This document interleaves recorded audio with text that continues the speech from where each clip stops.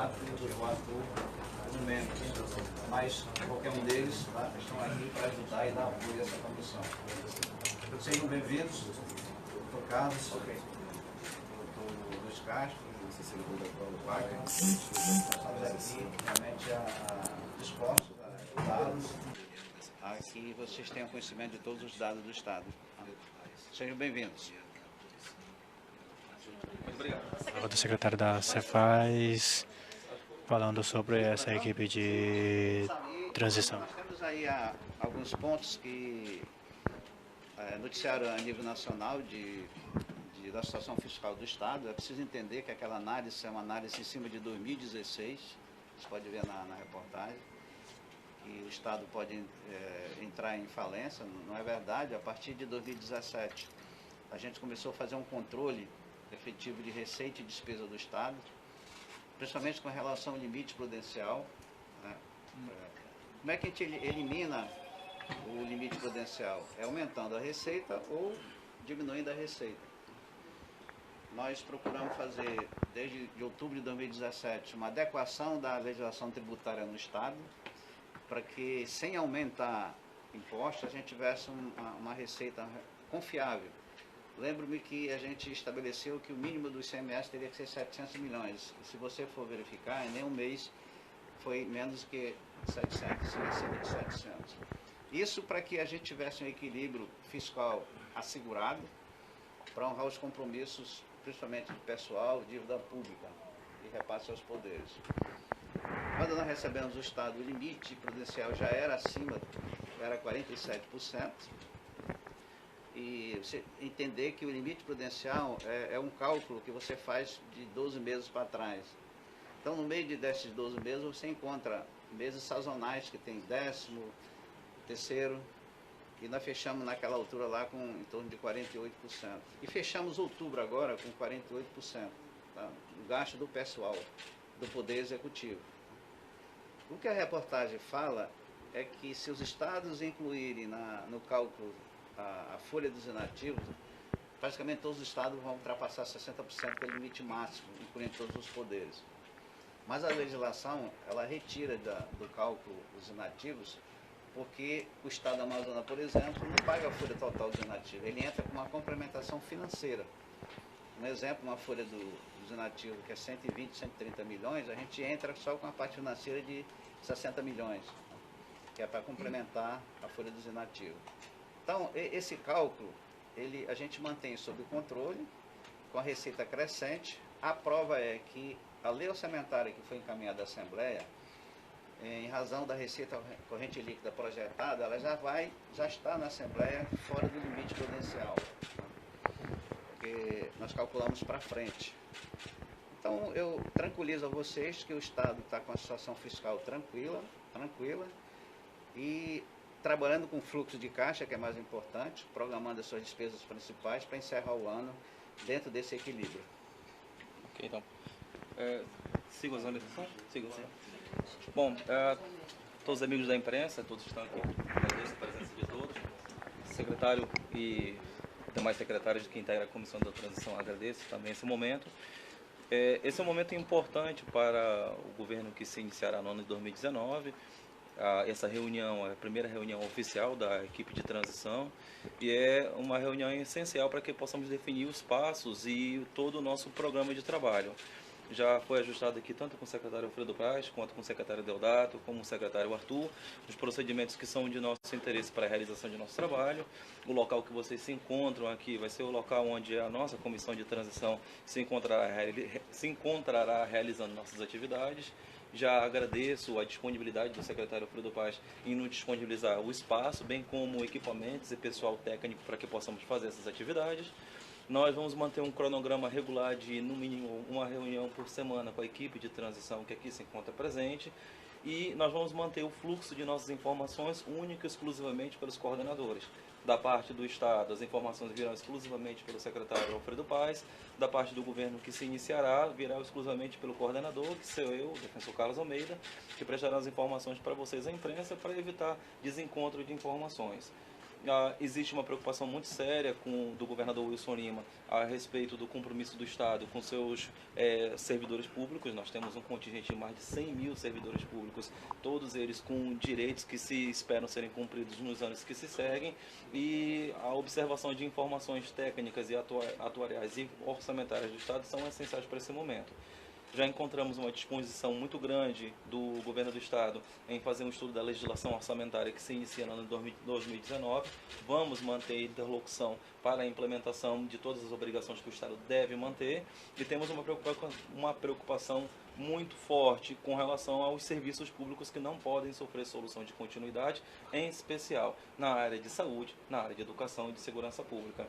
Então vamos manter a interlocução com a equipe de transição para a compreensão dos contratos que se seguem, naturalmente os procedimentos licitatórios que ainda vão fazer análise de serviços que não poderão parar durante esse período, e sim, para auxiliar nesse nosso trabalho, tanto da parte do Estado quanto da parte do governo que se inicia, serão criadas tantas quantas subcomissões necessárias, com o pessoal em condição de paridade, para que se possam prestar as informações adequadas para a comissão. Mais uma vez eu gostaria de reiterar, as informações não deverão ser prestadas pelos membros das subcomissões, mas somente pelos membros que integram a comissão, de forma que uniformizemos o nosso diálogo. E sim, nesse momento estamos dispostos à prestação das informações e das perguntas que vocês têm a fazer. O senhor já teve acesso a algum número, já analisou, ou ainda é superficial? Ainda temos informações que foram passadas por integrantes da nossa própria equipe, até porque muitos dados do governo são públicos. O Tribunal de Contas nos foi gentil em nos passar algumas informações orçamentárias que nós vamos estar compartilhando, obviamente, aqui com o Estado, mas nós vamos aguardar as nossas requisições, que serão feitas já a partir de amanhã, para fazer o conhecimento dos dados específicos, notadamente com relação aos dados que vão ter impacto orçamentário no ano seguinte. A comissão tem preferência sobre alguma pasta que quer receber informação primeiro? Saúde, segurança, educação? Em regra, a preocupação histórica de todas as comissões é com relação à pasta da secretaria onde nós nos encontramos. Então, obviamente, nós já até discutimos com o secretário Alfredo, as informações que são ligadas à Cefaz e todo o setor conectado serão as primeiras a serem observadas. Existe algum dado preocupante relacionado à questão fiscal do governo do Estado? Bom, afora o que o próprio secretário acabou destacando, não podemos ser levianos e não seremos aqui com o Estado, nós vamos ter essa mesma cordialidade que nós estamos aqui recebendo, para observar quais são os dados que vamos obter do próprio Estado. Os dados são públicos o suficiente para que possamos fazer a nossa análise e discutir, ao final dos nossos procedimentos, o que nos revela preocupante ou não. Existem subcomissões, né? Sim. Quais são as subcomissões e quem que vai estar nessas subcomissões? Ainda estamos desenhando em conjunto com a comissão do Estado quais são as subcomissões que nós iremos desenhar. Mas serão comissões que não representarão as secretarias, mas sim os setores temáticos do Estado. Por exemplo, saúde e educação seria um bom exemplo a respeito dessas subcomissões. Mas existem alguns setores do Estado que são um pouquinho pequenos, que nós vamos aglutinar em outras comissões maiores, como, por exemplo, o tratamento da questão de produção rural no interior. Mas, no momento apropriado, nós vamos fazer a divulgação, o que interessa a ambos os lados. Porque são os nomes que vão propor?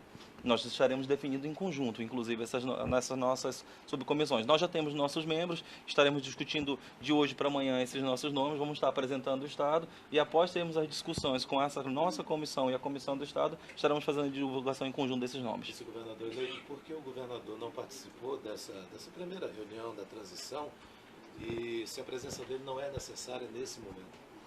Bom, o governador Wilson Lima está nesse momento em Brasília agora, está tentando manter uma interlocução com o presidente eleito, já foi até anunciado anteontem que ele estaria com o Eduardo Bolsonaro hoje, e essa agenda ela é muito importante para o estado do Amazonas, até por conta da nossa dependência que nós temos das políticas do governo federal, necessariamente com relação ao polo industrial de Manaus e com relação à própria BR-319, uma preocupação muito forte. E nós nos dividimos, essa foi a nossa tônica na campanha, será a tônica que nós exerceremos nessa transição. Essa decisão dos senhores também de eleger coordenadores de um lado do governo que está entrando e um coordenador do outro lado do governo que está saindo, é para evitar disse-me-disses, problemas como a gente tem visto também na esfera federal? Sim, isso é muito salutar, apesar de ser coloquial, mas para evitar o desencontro de informações, é melhor centralizar a prestação de informações nos respectivos coordenadores. Eu ainda tenho mais um questionamento. A gente está vendo o governo eleito Bolsonaro já dizer nomes para o seu ministério, enfim, e os senhores já têm esses nomes aí? Se tem, quando vão anunciar? Bom, o presidente eleito tem a sua política de realização de montagem do seu secretariado. A propósito, alguns dos nomes do seu secretariado já eram conhecidos bem antes da campanha. A nossa análise ela é eminentemente técnica. Nós estamos fazendo um tratamento em discussão com o governador Wilson Lima e com os demais membros da nossa equipe para a discussão dos nomes mais apropriados para a condução técnica do nosso estado do Amazonas. No momento apropriado, nós divulgaremos. Nomes que estão nessa comissão de transição podem estar nessa lista? Isso não faz parte da nossa cogitação. Secretário, quanto que o governo do Estado deixa em caixa positivo para o próximo governo? Tem esse valor citado? O ano fiscal se encerra em 31 de dezembro, né? Lá nós temos compromisso com folha de pagamento, 13º, e isso é uma resposta que tem que ser dada no final do exercício, quando encerrar o exercício. Hoje não teríamos como falar sobre isso. Nenhuma previsão? Não tem previsão. Mas não vai atrasar nada? Nós estamos com fluxo em execução normal, pagamento de pessoal, dívida, tá normal dentro do fluxo de caixa do Estado. Secretário, a gente notou naquela, não vou dizer transição de governo provisório para o governo atual dizendo que havia déficit, problemas, enfim. Como é que o governo atual vai entregar para o governo eleito o caixa do governo? Bom, são dados que a gente vai levantar. E até dezembro ainda tem 12 meses aí para a gente trabalhar. Nós vamos ter receita e despesas e o balanço é no final de dezembro. Lá nós teremos o resultado. A palavra de Alfredo Paes, secretário da Cefaz, Secretaria de Fazenda do Estado do Amazonas. A equipe de transição começa os trabalhos no dia de hoje aqui no prédio da Cefaz e todas as informações pertinentes a esse assunto, a essa situação, a essa equipe de transição,